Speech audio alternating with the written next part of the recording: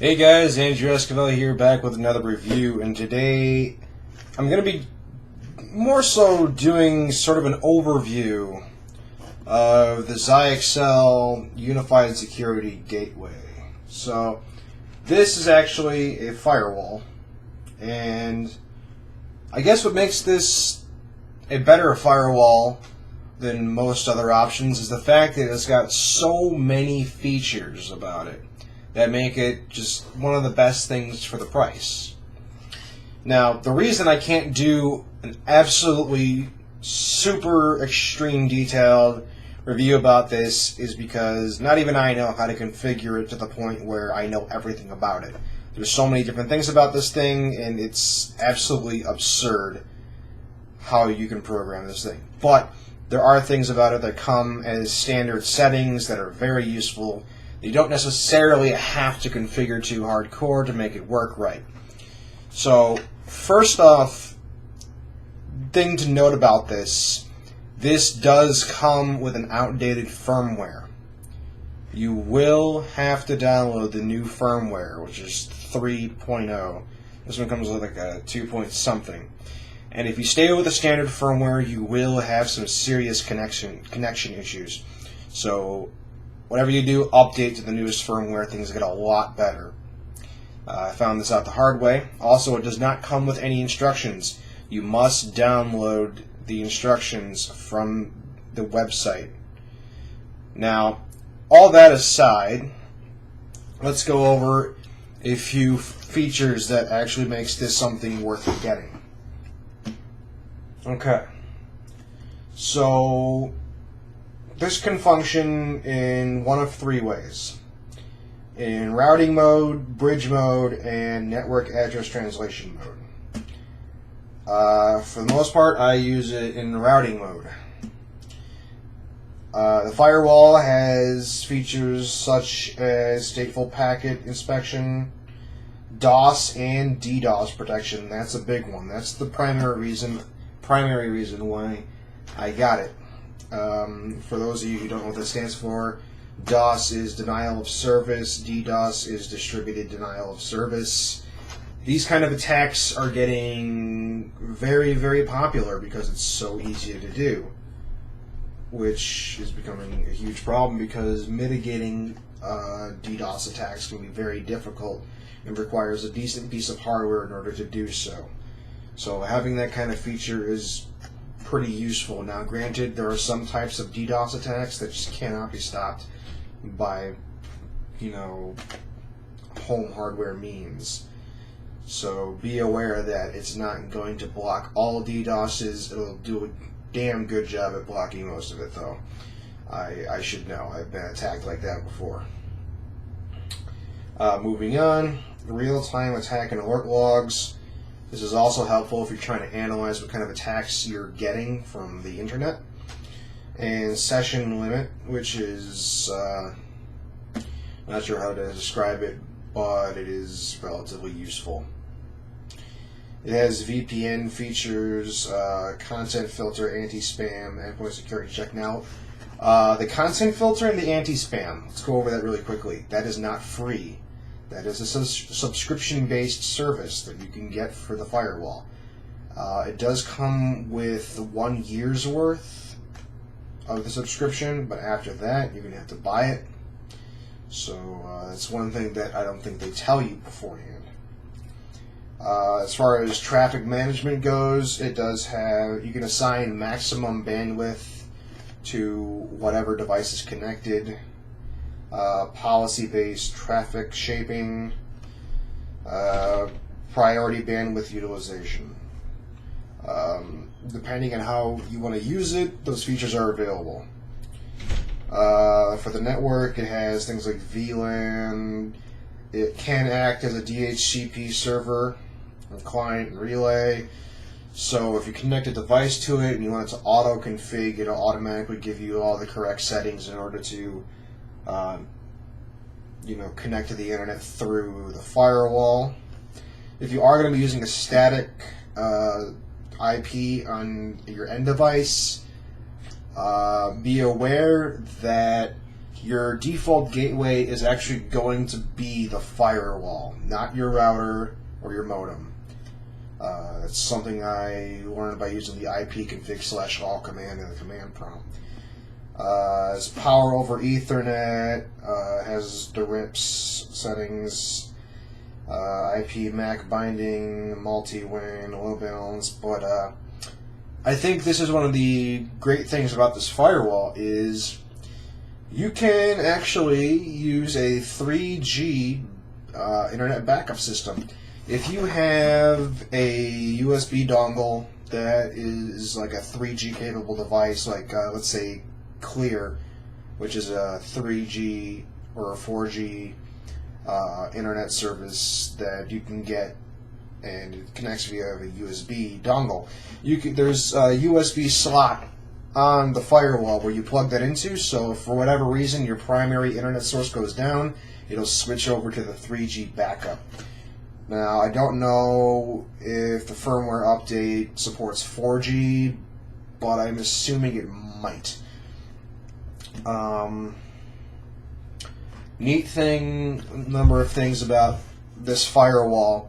It is IPv6 ready, okay? So if you request an IPv6 address from your internet service provider, it'll work with it, and it has IPv6 to IPv4 tunneling capabilities, which I believe means you can use on your end device an IPv4 address, but it'll be converted over to an IPv6 somehow, and then be sent out through the internet that way.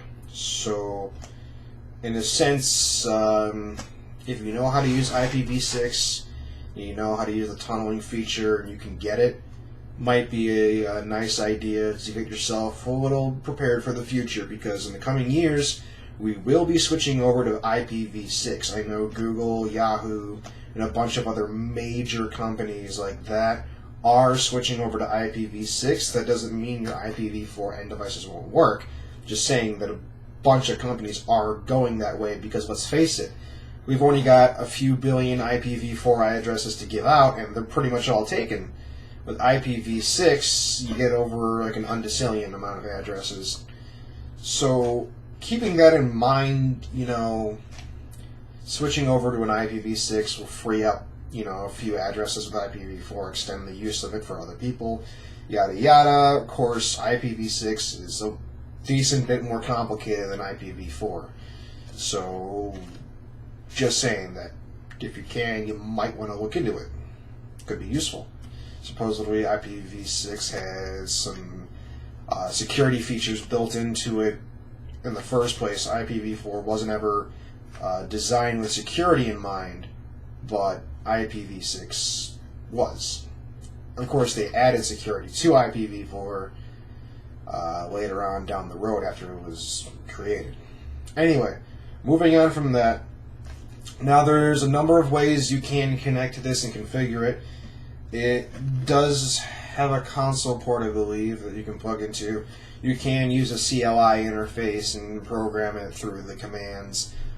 But if you're not into that, it does have a GUI interface you can use, and you can connect to it with your web browser by typing in the IP address of whatever port you're using on the firewall. Now keep in mind, there's 4 different ports on the firewall. By default, you gotta select port number 2, and each port has a different IP address assignment. So I think the standard ones are 192.168.1.blah or .1.1, and then the other one is 192.168.2.1, then .3.1, in that fashion. You can change that, though. I changed mine to something else so that it wouldn't be as obvious as that. That part's easy to change.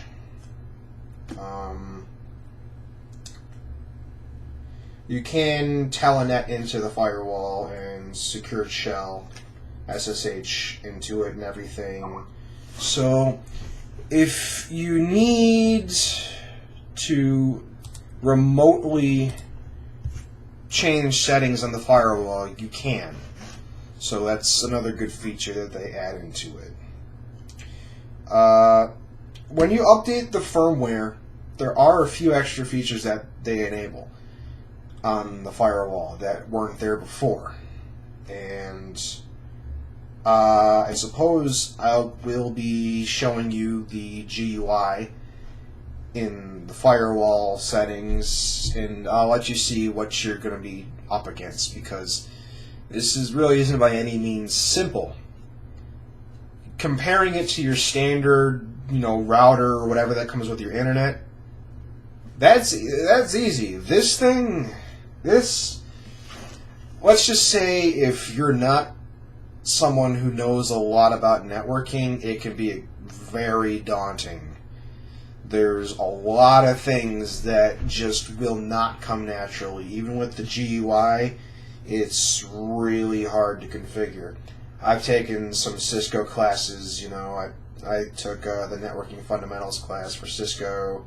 I'm going to be in the Networking Plus classes in college. I'm going to be taking Security Plus and all that.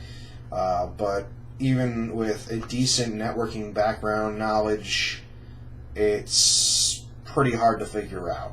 Okay, it's not going to be like your Cisco firewalls. It's similar in certain respects, whereas like the port is either up or down, meaning it's on or off. Some of the commands may feel similar. When I used to program the Cisco routers, it felt kind of similar with the CLI, but other than that, they advertise on here friendly user interface. That's kind of misleading. This is by no means friendly in terms of programming it to be just exactly what you want. It's pretty crazy.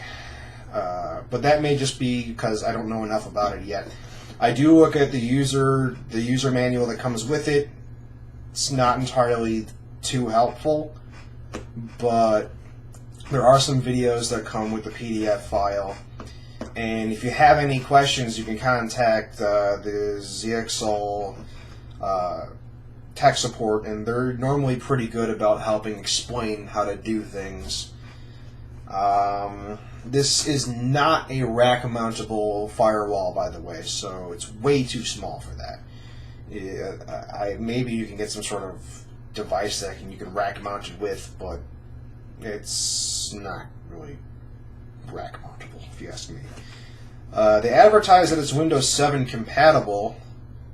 I'm guessing that's if you're using some sort of Telnet feature to connect into it, because otherwise, if you're on the local area network connecting via the web browser, I would imagine that'd be pretty universal. Multiple WANs, built-in system report. I'm kind of just going over the obvious features that this has. So yeah, on the back and the rear panel, you're going to see, in order from left to right, the console, the USB, the WAN, which is the wide area network. That's where you plug in the source of the internet to. So basically, you plug your router into the firewall in that kind of fashion, and that's how you get the internet into the firewall.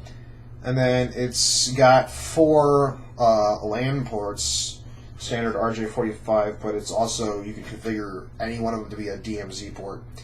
There is a small pin on the back where you can put like a paper clip through, and you can reset the router. So if you completely screw this thing up somehow, there is a way to get it back to factory default. So don't worry about that. And then it's got a power plug, a circular power plug. So keep in mind the power source, when you plug it into some sort of surge protector or something like that, it does take up a decent amount of space, because the conversion from AC to DC is, on the plug itself. So it's not power management friendly when it comes to your cables on your surge protector.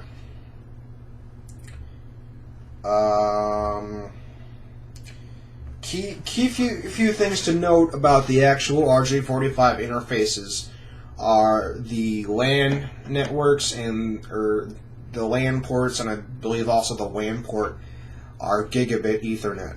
So they're base 1000 for the most part. It's good to know because if you have some sort of like high-speed LAN network, it's not going to bottleneck you to 100 megabits per second. You can do 1,000 megabits per second, and I believe that this does support full duplex. So you should be set with that. Trying to think what other basic things you can do with this. If you're wondering if you can connect like a switch to the LAN ports of the firewall, you can do that. It will work.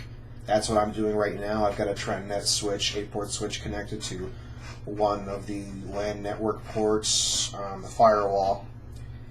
There are some features to the firewall where if you do enable it, give you better security, but also reduce the maximum throughput of the firewall. So keep that in mind.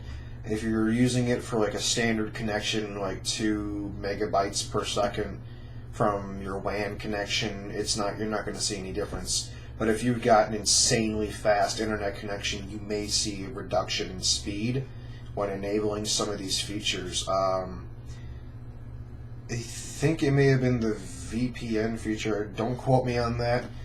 I really haven't used the VPN. Don't know too much about VPN, but I know that there is some feature that has that issue. Trying to think, what else do I need to go over? Let's see. I'm looking at the firewall right now. I've got it connected and everything right here. On the front panel, it does have LEDs to tell you the power, that the system's online. If you have a WAN connection, it shows you all your LAN connections, which ones are plugged in and everything. One thing to note about shutting down the firewall, issue that you should be aware of. If you're planning on moving the firewall, disconnecting it from its power source, be sure to go log into the firewall and shut it down through the GUI or the CLI interface before unplugging it. Because if you do not shut it down properly first, you can damage the flash memory, or not the flash memory, but the actual firmware. You can screw it up. It probably won't happen because I unplugged it like that before I knew that issue. But it's probably a good idea. I have shut it down before. If you go in the GUI, it's pretty simple to figure out. It takes about 2 or 3 minutes to shut down. So I imagine it's like saving configurations and doing whatever it needs to do. And then once it's shut down, it won't completely turn off. It tells you that it's safe to unplug it. The standard login is admin is the username and 1234 is the password. When you log in for the first time, the wizard is going to pop up and it's going to tell you that you should change it, and it steps you through changing the password and stuff like that, because obviously you don't want 1234 as your password. I mean, even admin, I'd probably change the username from admin to something unique. I mean, this is a firewall, people. You want it to be secure. It's supposed to make you safe on the internet. If you make it easy to change those settings, well, then what's the point of the firewall? So change the settings. Very important that you do that. The wizard only does a few basic things to configure. If you actually want to configure it, you need to figure out how to use the GUI or something. And, well, you'll see. I'll run through a bunch of the features with my computer and show you exactly what you're up against here. Now, I am using the latest firmware, as I said before, so keep that in mind. So anyway, we're almost 20 minutes into this, and I have simply just given a description. So we're going to move on for the most part, but before we do, I want to say one more thing. This is a green piece of hardware, meaning that it does reduce power whenever it can. So I imagine any of the ports that are not being used, it shuts down power from it, or at least reduces the power. I would imagine that it detects the cable length as well, like some switches do, so that it determines how much power it needs to pump out to make a clear signal. Obviously, the shorter the cable, the less power it's going to need. The longer it is, the more power it's going to need. This is not passively cooled, by the way. There is a fan in there. And although the fan is not very loud, it's only a few decibels, if it's like 2 feet away from you like it is me, you will hear it. Which may or may not be a problem, depending if you're one of those people who it really annoys. For me, it kind of annoys me, but once again, not a big deal. So anyway, that's the basic overview, and you can tell from the basic overview that the features itself are going to be a little more in-depth. So bear with me here, people. Bear with me. So anyway, give you the box, yada yada. It does come with a few cables. There is a serial port to RJ45 cable that does come with it. If you want to configure it that way, it's not necessary. I know a lot of computers don't even have a serial port anymore. So you would use a serial port and you connect the RJ45 end of it into the console.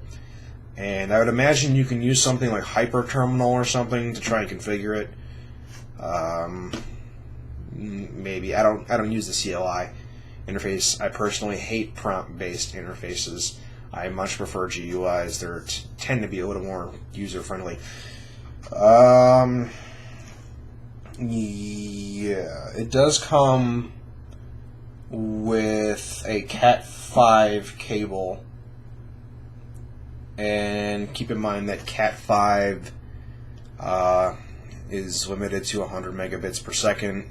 If you want to take advantage of the 1000 megabit per second connections on the LAN network, you know, get like a Cat6, or if you can afford it, a Cat7 if you have EMF around you and stuff.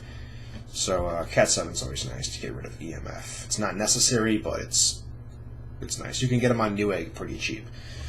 So I know I keep saying that that's about it, but I keep on thinking of more and more information about this thing that most people don't really go over. This is not intended to be a home firewall.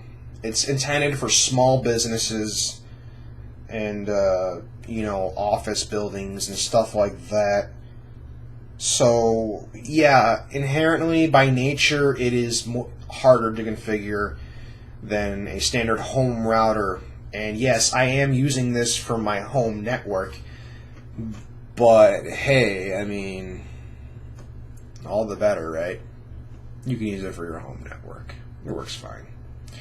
So, moving on, I guess at this point, I'm going to be moving over to the web GUI interface. So, get ready for this. This is going to be fun. Okay, so now we're going to log into the firewall via the web interface GUI. So what you're going to do is you're going to go to the address bar in your web browser. And I've tested this in Firefox and Internet Explorer. They both work fine. I have not tried it with Chrome, but I'm assuming it'll work fine too. So what you're going to do is you're going to type in the IP address of the port that you're actually using on the firewall, which for me, I have configured it to what I want it to be. I tend to keep my network devices high and my end devices low. So standard username and password, as I said before, when you first get it, your username is going to be admin and your password is going to be 1234. Now, I changed my password, which you will be prompted to do that in the first place when you log in for the first time. So when you log in, this is what you get. This is your dashboard. This is where you can view, all your connections and the primary features. Now, as you can tell, the anti-spam and the content filter are not licensed. Okay? This is what I was talking about before. You need to pay for a subscription for these to work. Now, like I said before as well, it does come with a 1-year subscription, or I believe it's 1 year. I could be wrong on that.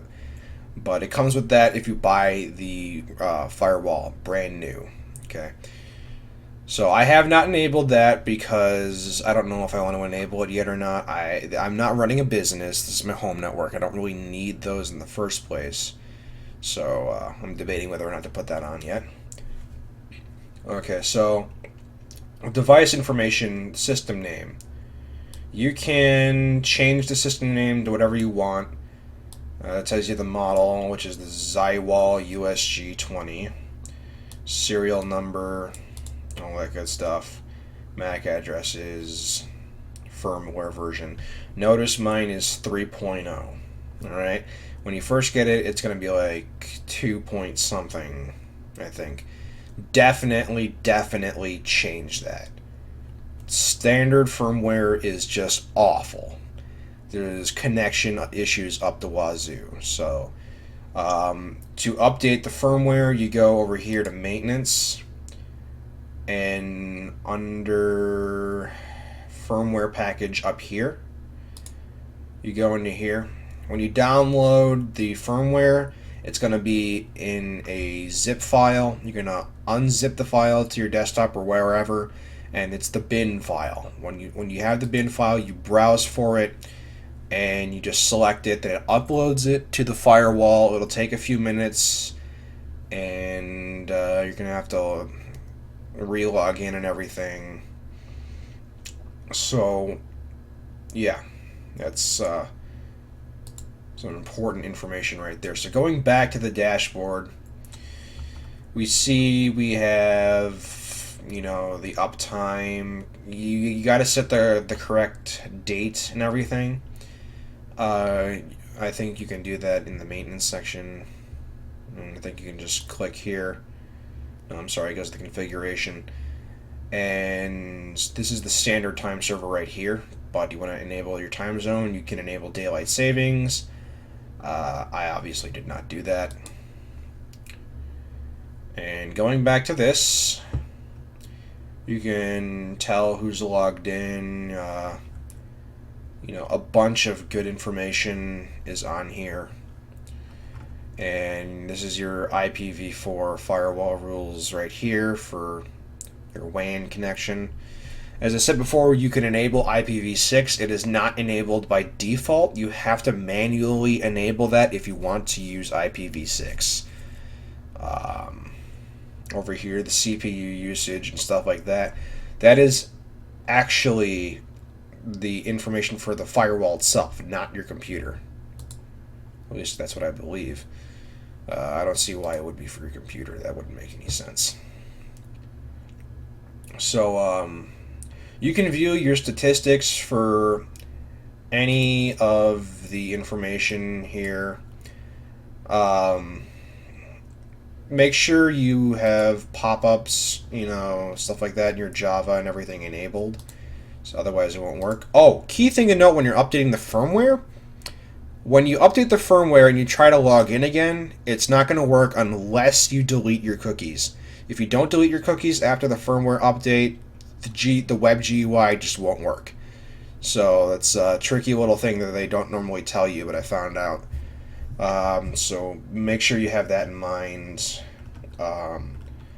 Obviously, these are other connections. As you can see, I changed my LAN 1 to .253. Before it was .1.1. As you can see, in fashion, it goes like that for the other sockets for the RJ45.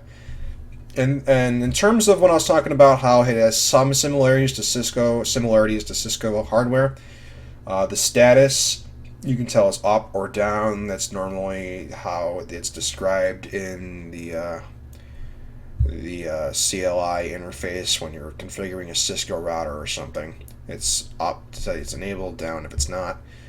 So in your WAN connection right here, you can tell, how fast it is. It's a full duplex, 100 megabit per second. If it says full, I'm assuming that means full duplex, which means that's 100 megabits per second up and down. Obviously, that's not my internet connection. That's my connection to the router. My internet connection is much, much slower than 100 megabits per second. It'd be nice if I had 100 megabits per second, but I do not. The alert logs will be here, so I'm assuming if there's any sort of distinct attack on your internet, it'll display here for you to be able to see. Content filter statistics, this is if you have the content filter enabled. I do not know how much it costs per year to have these working, but I'm sure you can figure that out on your own. Okay, so up here we got a kind of display to tell you what exactly is on. When you hover your mouse over these, they tell you a little bit of information. And then if you click on the rear panel, it's got a nice clear display of, what's connected and all that good stuff. And yeah, it just gives you a easy to read display of IP addresses of the devices connected to those ports and their subnet masks and stuff like that. So anyway, this is your dashboard. It's pretty simple. Apparently there's this thing up here, widget settings, and I haven't messed with that yet. Okay, so moving on to the monitor. Okay, so this is something that gives you a little bit more detail on what's all going on. You could select the port. Port 1 is going to be your WAN. Port 2 is your default connection, which you used to initially configure. I'm on a different port than port 2, so the refresh interval, all that good stuff. So I haven't messed with that much either. See, this is for system status. You got all this good stuff up here, loads of different features, and it's pretty freaking detailed if you ask me. Much more detailed than a standard router. Up here you can collect statistics. It'll start recording, I suppose, and just be aware that it will take up memory on your firewall if you do that. I would assume eventually you'd have to delete it to save memory and stuff. Session monitor. Not much to see there. DDNS. You can tell there's a standard kind of look with everything so far, and it's like that for just about everything. So you got to select what interface you want to look at for the most part. Login users, that's me because I'm logged into that. And I'm just going through everything so you can see what's all going on here. So we can expand this, and we can view more stuff here. I'm kind of just going through it because even though I know a decent amount about this stuff, I do not know everything about this particular firewall. And that's a good thing and a bad thing, because the good thing about firewalls are that they have their own operating system, which it's normally unique to the firewall, which means that if a hacker tries to get in, it's harder for them because they don't know that operating system and they don't know how to, hack into it. It's not a standard operating system like Linux or Windows or Mac or anything. And the quick setup will bring you to the wizard. The wizard only has these two options to set up, which is your WAN interface, which is where the internet's coming into the firewall, and your VPN setup. I don't mess with the VPN. So registration, you can get trial service activation and all this good stuff. Service. That's for getting your filters that you have to purchase. So we go into the network tab. You can set what each one of your 4 LAN ports do if you want them to be DMZ, LAN 1, LAN 2, yada yada. For routing, Actually, I'm sorry. Let's go back to interface really quick. As you can see up here, you can assign the port role. You can, look at the Ethernet statistics, whatever this is. Cellular, that's actually probably for the 3G connection or something. Now the tunnel, I believe the tunnel is from when you're converting IPv6 and v4 back and forth. It's not really converting, I shouldn't say that, but it's translating or something like that. And then the VLAN, the bridge, trunk, not entirely sure what this is. There's a lot to know here. The user manual doesn't go through everything like you would hope it would. Show advanced settings. Zone, DDNS, NAT, HTTP redirect, ALG, IP MAC, DNS inbound LB, authorization policy. Now, this is probably one of the things that you guys actually want to look at is the firewall. Now, you can enable and disable the firewall. Obviously, since this is a firewall, you want it enabled.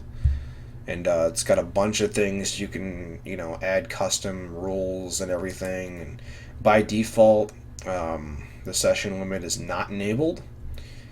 And since I don't know enough about that, I'm not going to enable it. I mean, I'm not a networking expert at this point. I am in college for networking classes and stuff, so I have a better understanding than most people. But just be advised, all this stuff that you can custom configure is really not for the faint of heart. I'm sure there's people out there who know a hell of a lot more than I do. So, yeah, if you want to go in the comments and talk about it, please do. Okay, so VPN. We've got the VPN gateway, all this stuff over here. SSL, that's the secured shell login, I believe, or something like that. That's if you want to telnet into the firewall securely, I believe, because that's what you do for like Cisco routers stuff. You can use telnet or you can SL into it. That's funny. BMW global settings. Does that mean I get a free car? I wish. Anyway, there's a lot of things that I don't have enabled that I probably should learn more about. Like I said, it's kind of hard to figure out what everything does because there's so many different things. So I'm not going to go through everything, obviously. And over here you can scan mail. Obviously, when you're scanning mail, it's probably the post-mail protocol and stuff like that, so it's going through certain ports. So it'll probably identify it. You can whitelist and blacklist. There's so many things. Like I said, this isn't a home firewall. This is actually a small business firewall. So there's a lot more options than a standard home firewall that you don't actually need if you're just using it for home stuff. But like I said, I got it for the DDoS protection. However, you may notice that the DDoS settings aren't really in here. I contacted ZyXEL about that and try to figure out, where I can customize those settings, and they're still going to get back to me on that. The person I was talking to is out of office for a little bit.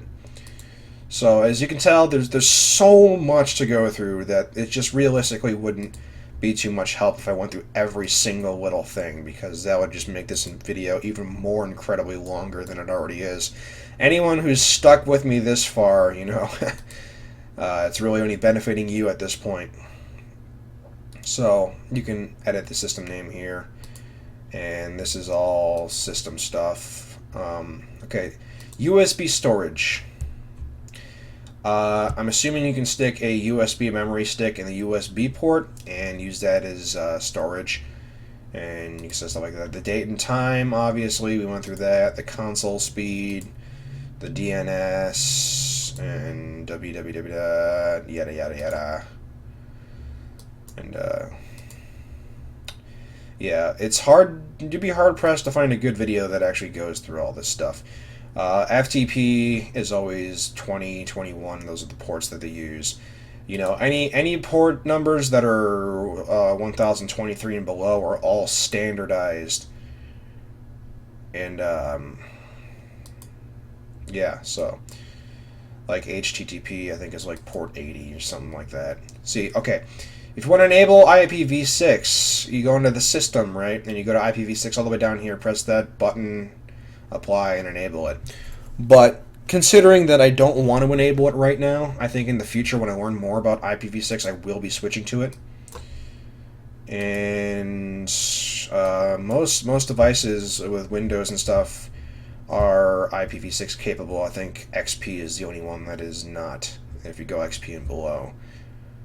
So yeah, SMTP, Simple Mail Transfer Protocol, and the Post Office Protocol is what we use for sending emails and stuff like that.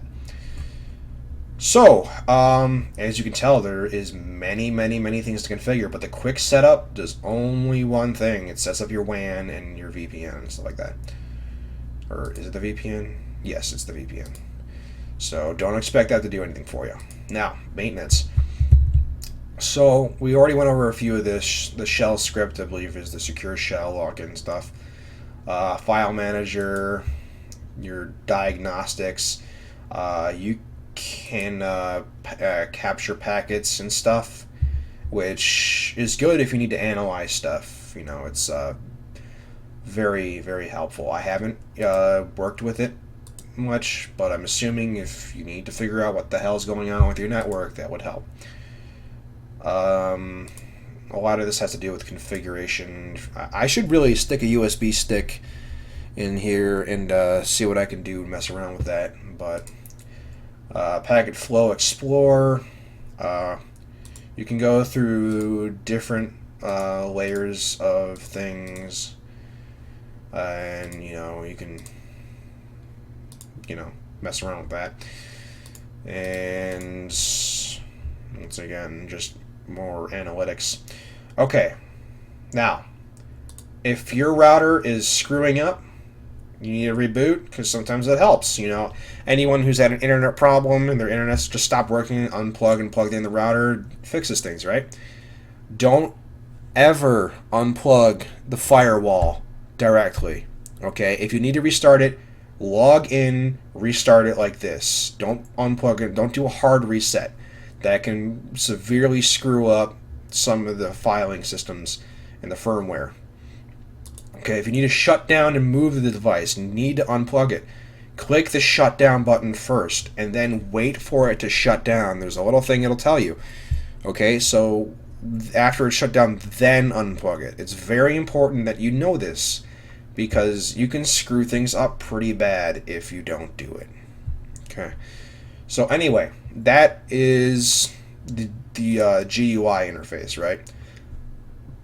If we want to go to the CLI interface, we click CLI up here in the corner, and this pops up. Now, there is a CLI command list you can get from the website on ZyXEL, along with the documentation for other things.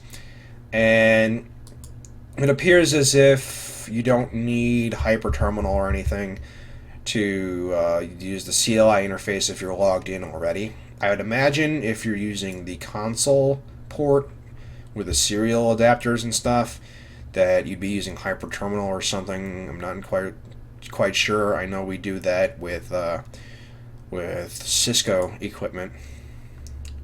If we click the console button, a new window pops up, and it seems to be running Java.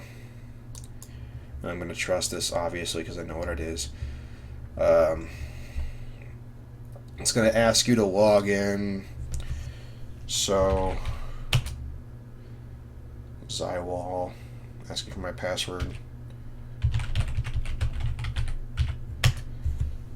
Okay, so this is the console view. I wonder if it's anything like the router. Okay, yeah, it's enable There's a privilege mode.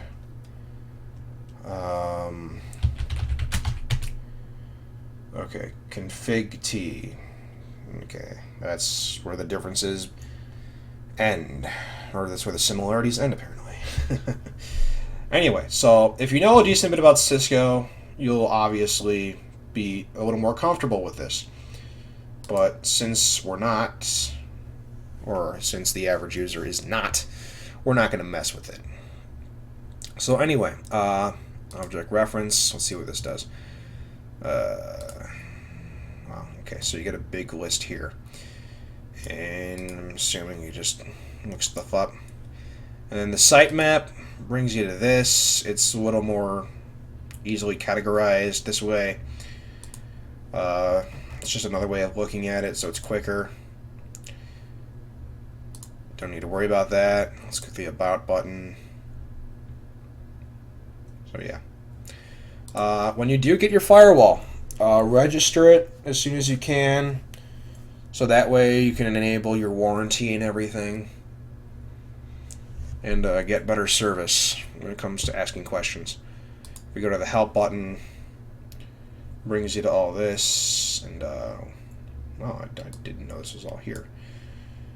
DHCP v6. DHCP is essentially what gives you the IP address configuration automatically when you're not using a static IP address. This is essentially the protocol, or whatever it is, that gives you your IP to use so you can connect to the internet. Okay, so it looks like the Help section has a lot of documentation to help you try and configure things, okay?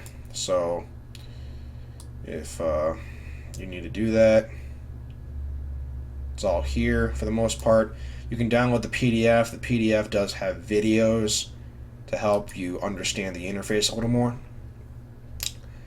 So anyway, that is the overview of the ZyXEL ZyWALL ZWUSG20. Like I said, it's not easy to configure.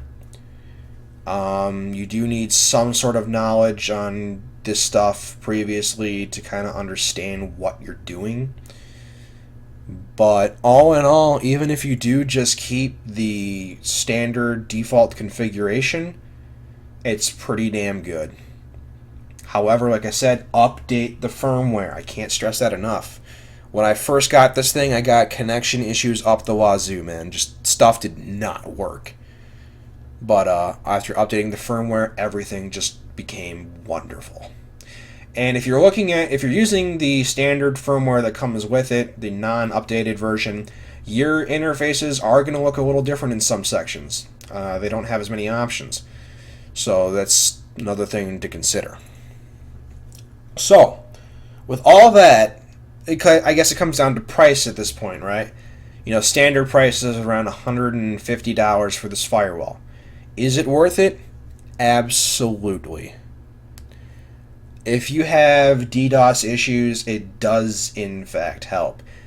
You know, using this as your physical layer firewall, for the price, you just can't beat it. However, firewalls don't just stop there.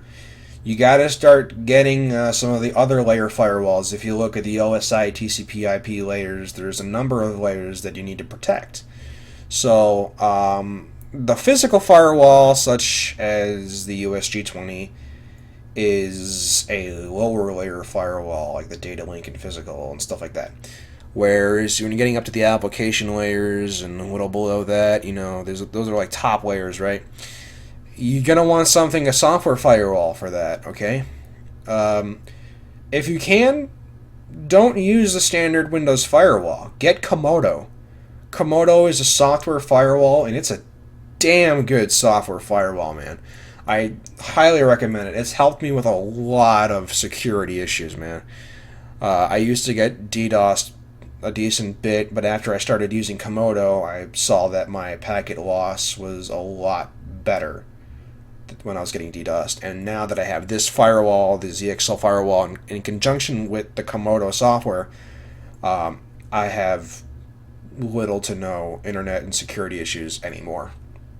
So, yeah, if you're willing to take the time to figure this out and actually learn how to configure this thing, it can be your best friend in the world, okay? If you want to, remain secure, you want to go that extra step, get this firewall. It's freaking awesome. But keep in mind, as you can tell, it's going to take some time to get used to. Anyway, hey guys, thanks for watching the video and sticking with me this far. I know you can see some interesting information about my stuff that you really shouldn't be seeing, so I'll be very thankful if you don't try to screw me over by connecting to me. But anyway, I'm sure the firewall will do a decent job at trying to prevent that. Whatever the case may be, because I know you can see my MAC address and my serial number.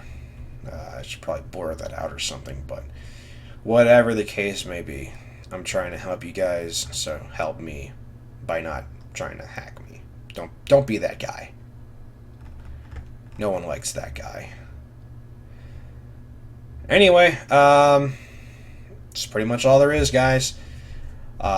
Really hope this helped you figure out if this firewall is right for you. Highly recommend it. It's worked for me for a week or two now. And if you already know a lot about Cisco hardware, it shouldn't be too hard for you to figure out. Yeah, definitely not entry-level knowledge hardware. So, don't think there's really much anything else to say. Alright guys, as always, standard BS, comment, rate, subscribe, show your friends, check out my other videos, and hey, if you stuck with me this long, man, you are a trooper. This is one heck of a long video, and I'm sorry for that, but anyone who subscribed to me and watched my videos know I don't do short reviews. I go over almost everything. I really, really wish I could go into detail about how to configure this, but at this time I do not know enough about that to make a reference guide to that. But you can be sure that once I know, I will be making a video on how to do it. So anyway, thanks for watching, and hope it was helpful.